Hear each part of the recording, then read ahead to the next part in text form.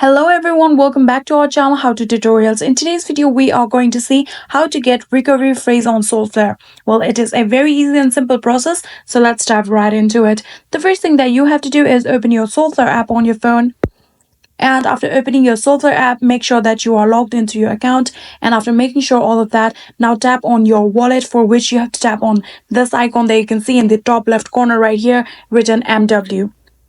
So after tapping on it here, you can see this is your wallet, and from which you have to long press on the wallet that you want to get the recovery phrase of. Here you can see I only have main wallet on this account, so I'm going to long press on this main wallet just like this, and this will pop up, and where you have to tap on the export recovery phrase right here.